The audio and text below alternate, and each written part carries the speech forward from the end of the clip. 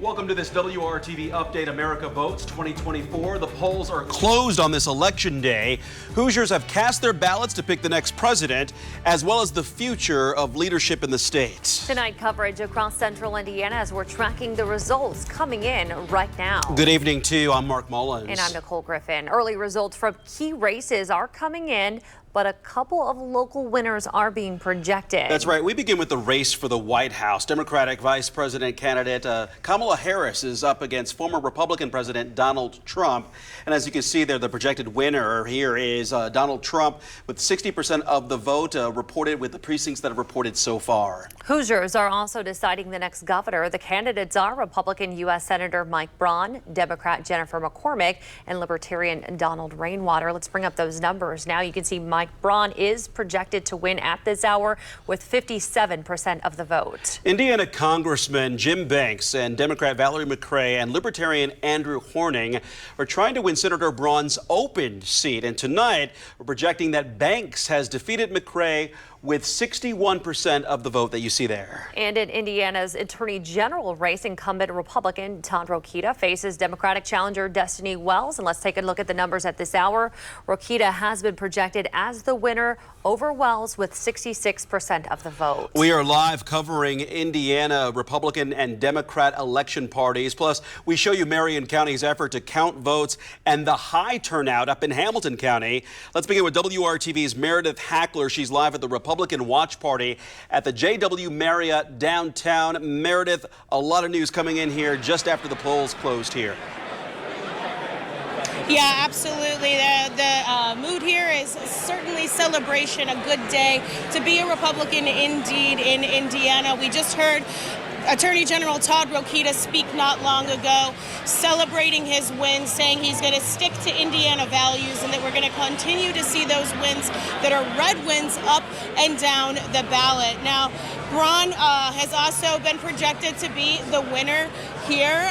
There was some cheers when he was here as well. We have not heard from him just yet, but I did speak to a few Braun supporters that are here at the watch party, and they say that they're looking forward to a Braun governorship. This is what they had to say.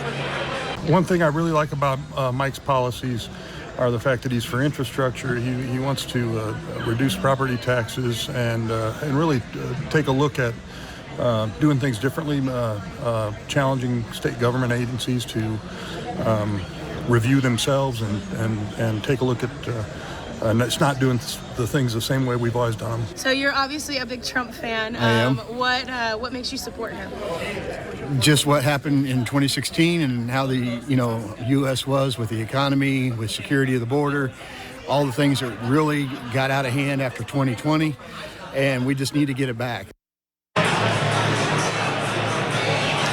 We haven't heard from Mike Braun yet, but he is expected to speak at some point this evening. Another race that we mentioned that was also taken by Republicans is the Senate seat that is being left open by Mike Braun. We'll be sure to tune back in here once Mike Braun speaks, and you can hear what he has to say about his victory. Guys, back to you.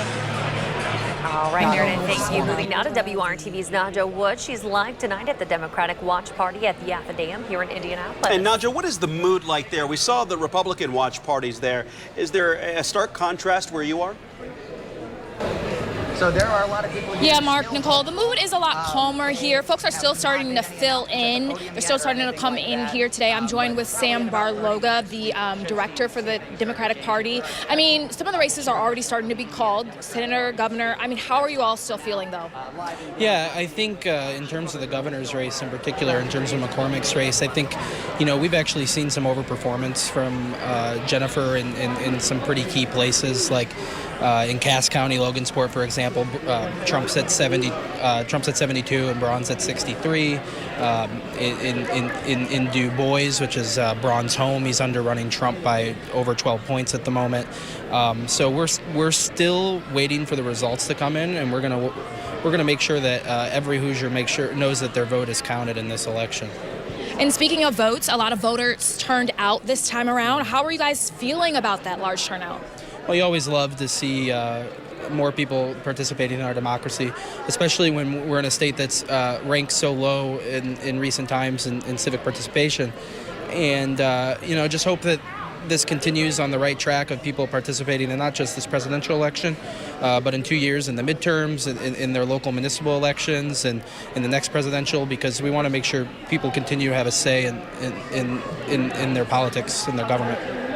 Thanks so much, Sam. We're still waiting on some of those results to come in here. We're still waiting on the candidates to take the podium. Stay with us all night long. We'll be here. Back to you, Mark and Nicole. And not just some votes are still being counted at this hour. We're also tracking multiple U.S. House races in Indiana. Yeah, we begin first here with District 5, which includes Hamilton, Tipton, Howard, Grant, Madison, and Delaware counties. Yeah, that's where incumbent Republican Victoria Spartz is taking on Democrat Deborah Pickett, Libertarian Lori Schillings, and Independent Robbie Slaughter. And right now, we're projecting that Spartz is the winner of this district with 51% of the vote so far. In Indiana's 6th District U.S. House race, it's Republican Jefferson Shreve versus Democrat Cynthia Worth and Libertarian James Seniak. And we are projecting at this hour that Jefferson Shreve has won this race. You can see it there with about 62% of the vote. And here is a major metropolitan area district and House District 7 incumbent Andre Carson trying to keep his seat in Congress. Republican John Schmitz and Libertarian Rusty Johnson are his challengers. And we are projecting that Andre Carson has won that race.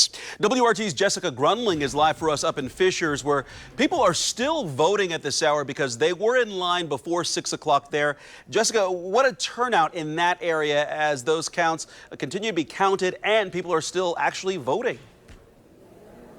Yeah, that's right. It was a pretty big turnout here up in Hamilton County and here at Northview Church in Fishers where we are. We've had people coming out of line telling us they waited 3 hours to get to the front of the line and cast their vote. And you can see just how crowded this lobby is right now. Now, this is the voting center for 4 precincts in Hamilton County, and there's 8 voting machines here. Poll workers here tell me they were busy as soon as the polls opened at 6 a.m. And like we said, those wait times have been around 2.5 to 3 hours all day long. Now, Hamilton County did see a countywide glitch this morning, but it lasted about 20 minutes, and they say it didn't affect voters' abilities to cast their votes, but the Hamilton County Democratic Party is filing a complaint with the Elections Board after at least 6 polling locations opened late because of issues with e-poll books. They say it forced hundreds of voters to leave sites. Now, Hamilton County has sent out results from absentee ballots, and 27 of the 220 precincts, which is close to 122,000 ballots counted. And a few hours ago, we did know that Hamilton County is close to a 67% voter turnout rate. Earlier, we talked to the last person here in line today. She got here at 5:59 after work, and she said after getting through traffic, it was important to get here with her daughters. Just to show them that it's important to exercise our right to vote and to, even though we feel like we're just a small part of the process, it's still very important to, cast our vote and give our opinion. And there is Willa there standing in line. She's made it into the lobby after the auditorium doors closed earlier. She says the long wait time didn't really bother her because they had plenty of chairs for everyone to sit in. Now, they won't start counting ballots here until the last person does cast their vote, and we've been told it's still about 45 minutes until an hour until the last person votes here at Northview Church in Fishers. For now, live in Fishers, Jessica Grunling, WRTV. All right, Jessica, I'm sure she was able to get in, coming in right at 5:59. Well, people also voted in large numbers here in Marion County. We've been reporting that early voting turnout was huge here in Marion County. At last check, 1.5 million people voted early here in the county. We do have WRTV's Griffin Gonzalez live for us tonight at the Marion County Election Board Service Center, where it's a busy place. Ballot counting is already underway. Griffin, good evening.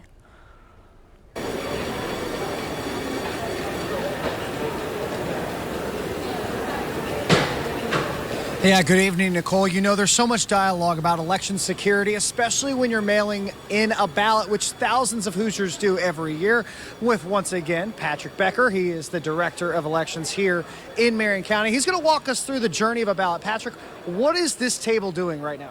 Sure. So they're opening absentee ballots. They're checking for a few things, making sure that the envelope is signed, making sure the ballot has 2 initials on it, and making sure it's the correct ballot for the voter. And then the ballots, once they're verified, they make their way up to these tabulators. And you can see there's stacks of ballots here on these tables that are ready for tabulation. And then they're going to run them through a high-speed tabulation machine. And then they all get audited and filed here. after they've been counted. Now, I know you guys have had a lot of these to tally. How many do you guys have total, and how far are you so far, and how far will you go into the night? So total absentee, we've got about 165,000, and as of now, we've tabulated over 95,000. So more than halfway, but still a long way to go. I know election security is a big thing, and I know you have two people over here counting each in particular ballot. Explain to me why you have two. Sure. So, well, law requires that it's a bipartisan team, but also just from a perspective of oversight, right? We want to make sure that both parties have a say and have the ability to run the election. And yeah, these are all folks that are from our community. They're our neighbors, and they're sacrificing their day to make sure that the rest of our neighbors' ballots get counted.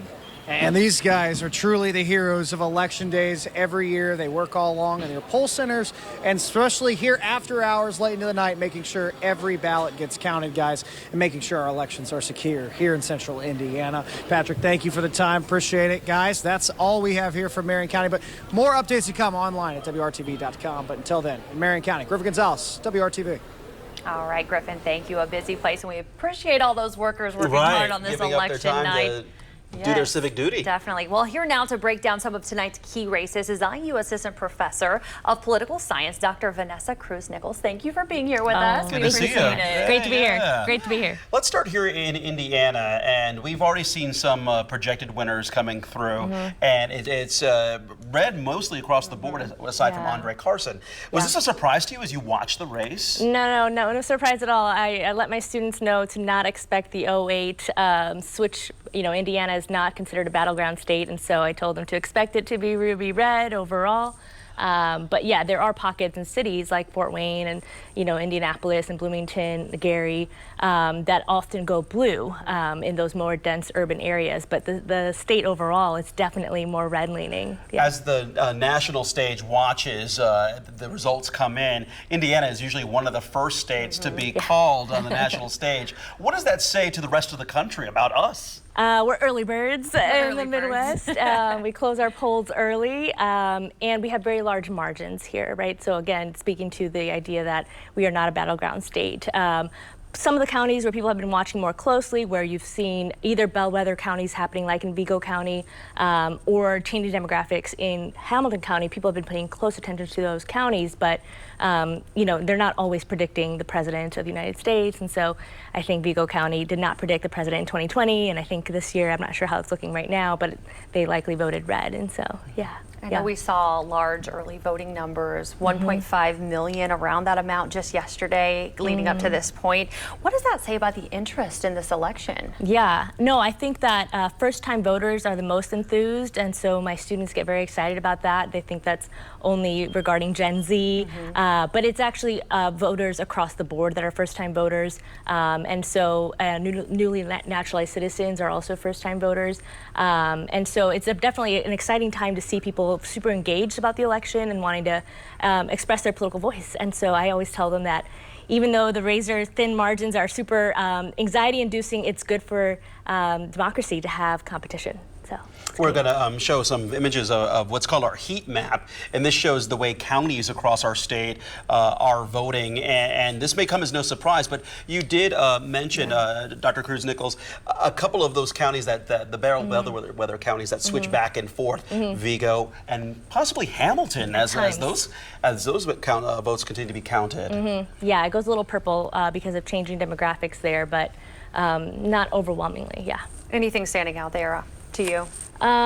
So Fort Wayne hasn't been counted yet, right? It's still white, so that makes sense. I mean, larger population, but so far, I mean, we're seeing ruby red, very bright red, dense counties, and so that's no surprise. And so the later counties, Gary's on that sort of Central Standard Time zone, so I think we'll see that called later on, and you'll see it go blue, but just in a few pockets. And so it's definitely really important to follow Indiana politics. As you've seen, some of our governors have become vice presidential picks, right? And so that was Dan Quayle and then later Mike Pence. And so Indiana Hoosiers have some say in national politics for sure. As many numbers are being counted here in Indiana, including Indianapolis, still, as Griffin reported, so many to be counted still. Let's look at the national stage here and the electoral college votes that we're going to be, seeing. We may not have a winner tonight when it comes to the White House, but still it is so important to have patience over the next several days. Absolutely. Because we just want to learn lessons that we did from 4 years ago. Yeah, absolutely. So that's the constant message of my class this semester in my intro to American politics class. I tell my students to expect a delay, especially with a razor-thin, very competitive election, and each presidential election has become more and more competitive, and so that requires more recount and more careful discretion at the county level in each of these very, very close battleground states. So, in 2020, we had a 3-day delay. We had to wait. And they know to look out for the date of December 13th when the formal electors then cast their electoral college votes for each state. And they go with the majority of how that state went. They can't be unfaithful electors. There are a lot of incentives and fines in place to make sure that our electors in the electoral college honor the way that the majority vote went in that state. And Congress went a step further and passed a law, the Electoral Count Reform Act, in 2022, so as to prevent any question about what the Electoral College, what the role of the Electoral College is, who the electors are, and what the vice president cannot do and can do on the day that January 6th would happen. And so they're trying to avoid another insurrection and trying to codify legislation that protects our institutions. And important to point out that that was not a change in policy, but just a reinforcement of what was already there. Correct. Just reinforcing that there's no gray area. There's no room for electors to suddenly change the majority vote in their state. And so it just codified and formalized things into law, so there would be no question. At this point in the night, as Indiana's results are starting to roll in, what do you look at as far as the entire country goes? What are you interested at? What should our viewers at home be paying attention to? Right. I'm on the edge of my seat, literally and figuratively. Watching North Carolina super closely, Pennsylvania, Georgia, and so those states, in terms of pathways to the Electoral College, Kamala Harris and Donald Trump have specific pathways to get to the Electoral College, but we'll know a lot about the direction of the country that it's headed in based on those 3 states. And so you'll kind of be able to go to sleep once you know how those 3 states are going. But remember, have patience. Right, yeah, might so not much to know watch. tonight. That's right. Dr. Cruz-Nichols, thanks so much for your expertise. You'll be with us throughout the evening. Yeah, I'll be back. Giving us some insight and some perspective there. Yeah, thank you. And well, there is a real chance, as we mentioned, we may not find out tonight who will be the next president of the United States. Our Scripps News teams found that it depends on how quickly votes are counted in the most watched swing state of Pennsylvania. The timing of the ballot count in other swing states will also be watched carefully. Remember, in 2020, President Biden wasn't declared the winner until the Saturday after the election. One election expert told Scripps News, due to how close the race is between Kamala Harris and Donald Trump, we may not know who won for a couple of days. Complete coverage of Election Day results 2024 with live results. We've got that for you. Yeah, that's all up right now on WRTV.com, the WRTV News app, and of course, our website. We'll keep you updated on air as well. It has been a big day for democracy here in Indiana. More video of the long voting lines today. Many of you standing in there for at least a couple of hours. And thank you for your civic duty. Thanks so much for joining us. Have a great night.